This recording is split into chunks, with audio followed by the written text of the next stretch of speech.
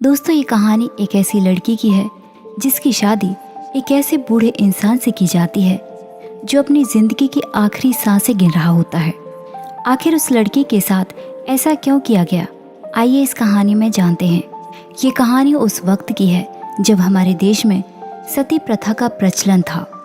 कहानी की शुरुआत में हम एक बुजुर्ग आदमी को देखते हैं जिसका नाम सीताराम है और वो ब्राह्मण जाति का है। वो अपनी जिंदगी की आखिरी सांसें गिन रहा है।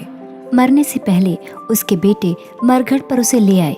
दरअसल उनका मानना है कि जो व्यक्ति मरघट पर अपने प्राण त्यागता है उसके लिए स्वर्ग का रास्ता खुल जाता है। वैसे उसके दोनों बेटों को इन सब से ज्यादा मतलब नहीं है। उन्हें मतलब तो बस इस बात से है कि कब ये बुढ़ा मरे और इसकी कमर की चाबी हमारे हाथ लग जाए ताकि हम अपने पूर्वजों का सोना हथिया सकें। उसके आसपास कुछ ब्राह्मण भी मौजूद हैं और पास ही में एक वैद्य भी बैठा हुआ है। वो समय समय पर सीताराम की नाड़ी चेक करता है। वहीं पर बैठे दो ब्राह्मण आपस में बात कर रहे हैं कि क्या तुम्हें लगता है कि सीताराम मर जाएगा?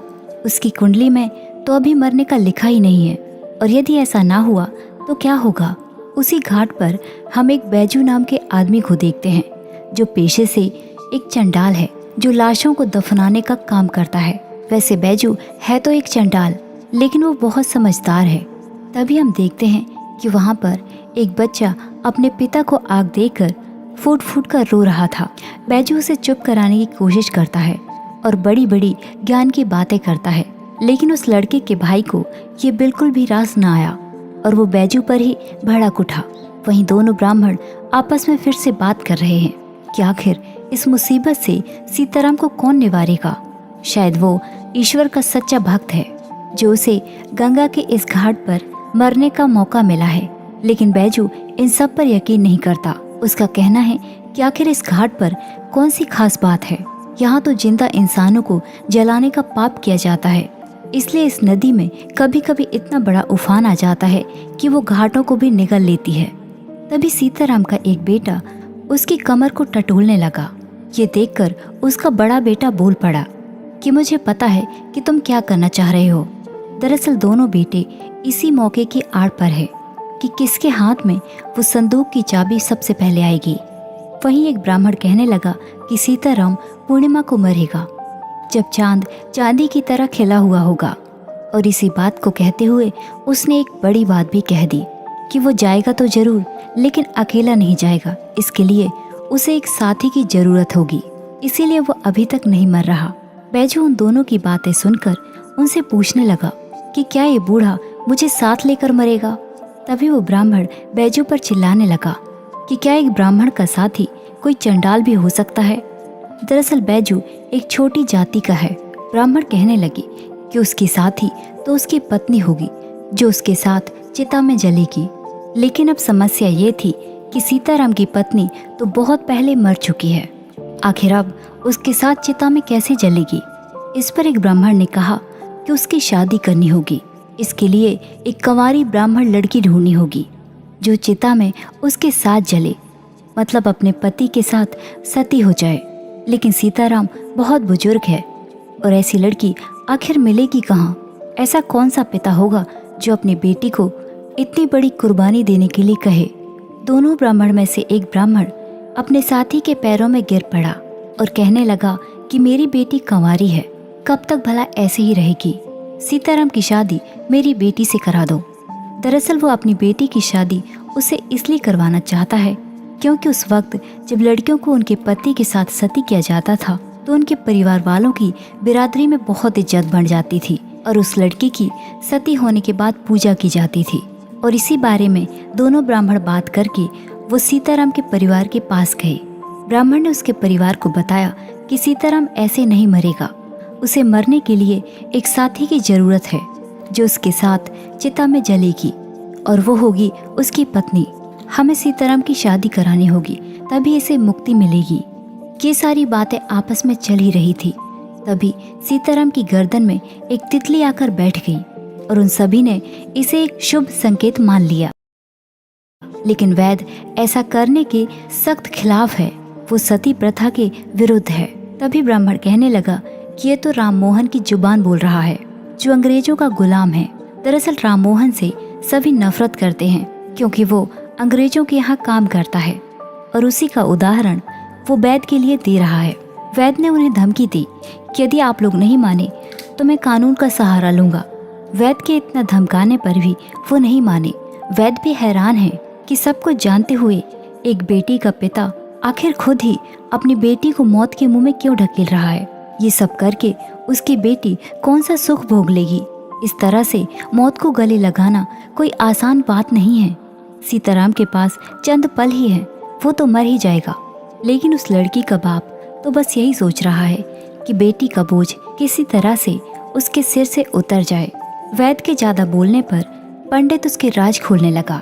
वो कहने लगा कि ये बात मुझे पता है कि किस तरह तुमने एक ब्राह्मण की विधवा का गर्भपात कराया था। क्या ये बात वो सबके सामने बोल दे? उसकी ये बात सुनकर वैद घबराने लगा। वैद वहां से जाने लगा, लेकिन जाने से पहले उसने उस लड़की के पिता से कहा कि यदि बेटी इतनी ही बोझ लगती है तो उसे मारने के लिए मेरे पास जहर भी है। क्यों ना तुम उसे जहर दे दो, कम से कम सती बनाकर मारने से तो अच्छा ही है। रास्ते में वैद को बैजू मिल गया। उसने वैद को रोककर वो कहने लगा कि इस घाट पर वो इस तरह का पाप ना होने दे। इस बारे में वो कोतावली को जानकारी दे दे, लेकिन वैद ने ऐसा करने से मना कर दिया। वहीं बैजू भी थाने नहीं जा सकता क्योंकि एक अछूत को पुलिस थाने के अंदर भी नहीं जाने देती। सीताराम कुछ देर के बाद होश में आ जाता था। अब की बार जब वो होश में आया, उसकी शादी के लिए रजामंदी पूछी, लेकिन सीताराम बेसुध हो गया है। उसकी जबान से निकला कि उसे दाढ़ी बनानी है और ब्राह्मण ने इसका एक अपना ही मतलब निकाल लिया। उसने कहा कि सीताराम की इस बात का मतलब है कि वो विवाह करना चाहता है। उसने अपने ब्राह्मण साथी लक्ष्मी नारायण से कहा कि जाकर अपनी बेटी ले आओ, हमें यहीं पर उसकी शादी करनी होगी। जाते हुए लक्ष्मी नारायण बैजू से खुशी खुशी कहने लगा कि आज मैं तुम सबको जी भर कर खाना खिलाऊंगा। उसकी बेटी का नाम यशोमती है। वो ढोल बाजों के साथ अपनी बेटी को डोली में बैठाकर घाट पर ले आया। बेटी ने तो पिता से सवाल भी नहीं किया कि आखिर वो उसका ब्याह किससे कर रहा है। एक ब्राह्मण सीताराम को बताने लगा कि तेरी दुल्हन आ गई है और उसे उठाकर उसके सिर पर दूल्हे की टोपी पहना दी। लक्ष्मी नारायण ने अपनी बेटी से कहा कि यशोमती शर्माओ मत, बाहर आ जाओ। जब यशोमती ने अपने होने वाले पति को देखा तो उसकी आंखों से आंसू बहने लगे। उसे देखकर यशोमती को सब कुछ समझ आ गया कि उसके साथ क्या होने वाला है और सीताराम यशोमती को देखकर एक बार फिर से वो बेहोश हो गया। कुछ औरतों ने घाट पर ही यशोमती को तैयार किया और धीरे धीरे उसे सीताराम के पास ले आए और इस तरह सीताराम का यशोमती के साथ विवाह हो जाता है। और अब विवाह के बाद यशोमती को ही अपने पति की सेवा करनी थी। उसे दिन रात इसी घाट में अपने पति के साथ रहना था। इस तरह अपने पति का ख्याल रखते हुए वो रात भी गुजर गई। अगले दिन यशोमती का पिता उसके पास आया। वो ग्रंथों की कथा कहानियों से उसे बहलाने लगा। उसने कहा कि जब रामचंद्र ने सीता माँ को छोड़ दिया था तो लक्ष्मण ने उनके लिए चिता तैयार की थी और उन्होंने सब कुछ बर्दाश्त किया था। और अब तो जाहिर है कि सीताराम के दिन नज़दीक हैं। उन सभी ने मिलकर एक बड़ी चिता तैयार की क्योंकि इसमें 2 लोगों को जलना था, लेकिन इन सब में लकड़ी भी ज़्यादा लगेगी। यही सब बातें वो आपस में कर रहे हैं और इसी बीच उन सब की बैजू से बहस हो जाती है। ब्राह्मण कहने लगा कि वो कम लकड़ी में ही काम चला ले, इतनी लकड़ी का खर्च भला हम कैसे उठाएंगे। पास ही में बैठी यशोमती वो सोच रही है कि उसे किस तरह सती किया जाएगा। वो भयंकर मंजर को सोचकर उसकी रूह कांप उठी। वो रोते हुए अपने पिता को यहाँ वहाँ ढूंढ रही है, लेकिन वो अब अपने घर भी नहीं लौट सकती। उसने सीताराम को अपनी बेटी को सौंप दिया है और अब सीताराम की सेवा ही उसका असली धर्म है। सीताराम की कमर में चाबी बंधी हुई है। उसकी कमर में वो चाबी चुभ रही थी, इसलिए यशोमती ने वो चाबी खोलकर साइड पर फेंक दी। सीताराम के बेटों ने जब उस चाबी को देखा तो उस चाबी को एक दूसरे से छीनने लगे और लड़ते हुए पता नहीं कब यशोमती की आंखों से ओझल हो गए। यशोमती को, या यूं कहें कि औरतों को, यही सिखाया गया है कि वो शादी करके पति की सेवा करे। इसके अलावा उसका खुद का कोई वजूद नहीं है। यशोमती भी पूरी ईमानदारी से अपना एक कर्तव्य निभा रही है। अगली शाम को सीताराम में कुछ जान आ गई। वो होश में आने लगा और लोगों को पहचानने लगा। तभी वहां पर बैजू आ जाता है। वो सीताराम को कहने लगा कि क्या लगता है कितने दिन तक जिएगा? एक लड़की तुझसे ब्याह दी, उसकी पीठ में सवार होके अब स्वर्ग जाओगे। स्वर्ग का रास्ता कैसा भी हो, लेकिन पहले यहाँ मरना होगा और फिर जलना होगा। वो यशोमती से पूछने लगा कि आखिर वो सती क्यों होना चाहती है? क्या इसलिए कि लोग उसकी पूजा करेंगे, उसके नाम पर लोग मन्नतें मांगेंगे, या फिर इसलिए कि उसे स्वर्ग में सुख भोगने को मिलेगा? पर क्या आज तक किसी ने स्वर्ग को देखा है? कि धरती देखो, यही सच है। मैं तुमसे कहता हूँ कि तुम यहाँ से भाग जाओ। बहुत बड़ी दुनिया है, तुम कहीं भी जाकर रह सकती हो। लेकिन यशोमती को उसकी बड़ी बड़ी बातें समझ नहीं आई। दरअसल यशोमती वो लड़की है जो अपने बारे में कुछ सोच ही नहीं सकती। उसे बस यही सिखाया गया है कि शादी करो और पति की सेवा करो। अपने बारे में क्या सोचना है, किस तरह खुश रहना है, ये सब उसे नहीं पता। बस सबके लिए अपने आप की कुर्बानी देनी है। और आधी रात को जब यशोमती सो रही थी, वो सीताराम को अपने कंधे पर उठाकर नदी के पास ले गया। दरअसल वो सीताराम को मारना चाहता है कि वो पानी में डुबाकर उसे मार देगा और उसकी लाश को कहीं पर दफना देगा। लेकिन उसे ऐसा करते हुए यशोमती देख लेती है और बैजू को ऐसा करने से रोकती है, और बैजू भी अपनी कदम पीछे मोड़ लेता है। बैजू उसे कहता है कि वो सब कुछ उसी के लिए कर रहा था, लेकिन यशोमती को ये सब समझ नहीं आता। अगले दिन जब सारे ब्राह्मण सीताराम की खैर खबर लेने आए तो उन्होंने देखा कि उसकी हालत में सुधार आने लगा है। अब मरने की जगह लगता है वो जी उठेगा। वैसे सीताराम की शादी मरने के लिए की गई थी, लेकिन यहाँ कुछ उल्टा ही हो रहा है। यशोमती का पिता इस बात से खुश है कि उसकी बेटी अपना धर्म अच्छी तरह से निभा रही है। कहने लगा कि उसने उसका मान बढ़ाया है, सदियों तक उसकी कहानी सुनाई जाएगी। और ब्राह्मण कहने लगा कि सीताराम की मौत उसकी पत्नी की गोद में होगी, वो दोनों ही स्वर्ग जाएंगे। यशोमती का पिता खुश होकर ईश्वर का धन्यवाद करता है कि उसकी बेटी सती होगी। सीताराम ने यशोमती से आज कहा कि वो घर से जाकर शीशा ले आए। वो अपनी शक्ल देखना चाहता है, लेकिन यशोमती उसे छोड़कर घर नहीं जा सकती। इसलिए वो मिट्टी के बर्तन में नदी का पानी ले आई और उस पानी में सीताराम का चेहरा उसे दिखाया। सीताराम ने यशोमती से कहा कि जब उसकी पहली शादी हुई थी तो वो जवान था। उसके ससुराल वालों ने उसे देखकर कहा था कि देखो, ये तो कोई राजकुमार लगता है। यशोमती दोपहर में यहाँ वहाँ घूमने लगी। तभी पीपल के नीचे बैठा हुआ बैजू उसे मिला। दरअसल बैजू का घर यहीं घाट पर है, वो यहीं रहता है। बैजू ने यशोमती से कहा कि किसी को जिंदा जलाने का काम मुझसे नहीं होगा।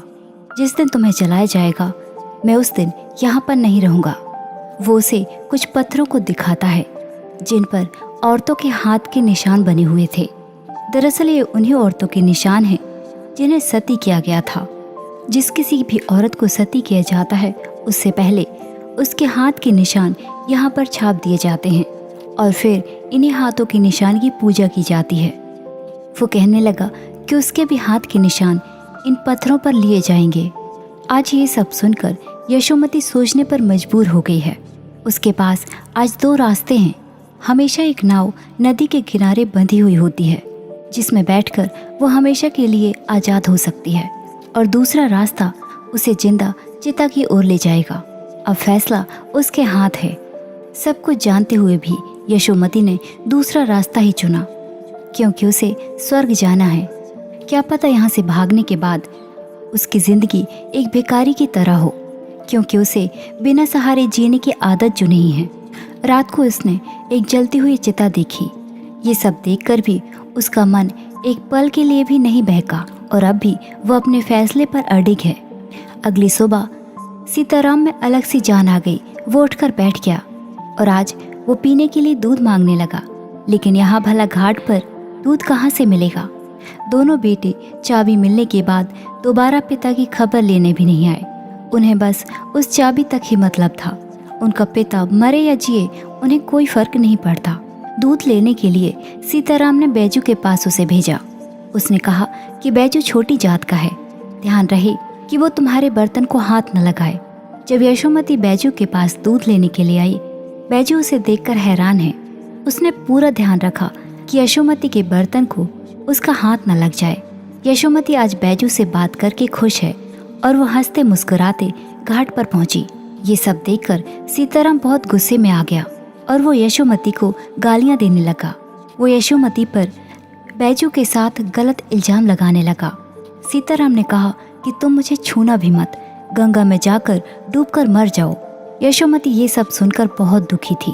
उसने सच्चे मन से सीताराम को अपना पति मानकर उसकी सेवा की। वो उसके लिए सती भी होना चाहती थी, लेकिन फिर भी उसे बदले में क्या मिला?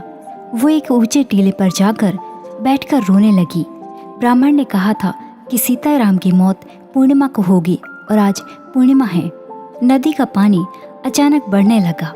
नदी का पानी सीताराम के तंबू में आ पहुंचा, लेकिन सीताराम इस हालत में नहीं है कि वो पानी को देखकर उठकर भाग सके। वो यशोमती को आवाज लगाता रहा, लेकिन यशोमती को पता ही नहीं चला कि उसकी कब आंख लग गई। वो रोते रोते वहीं पर सो गई। जब उसकी आंख खुली तो तंबू आधा डूब चुका था। ये सब देखकर वो भागते हुए अपने पति को बचाने के लिए दौड़ी।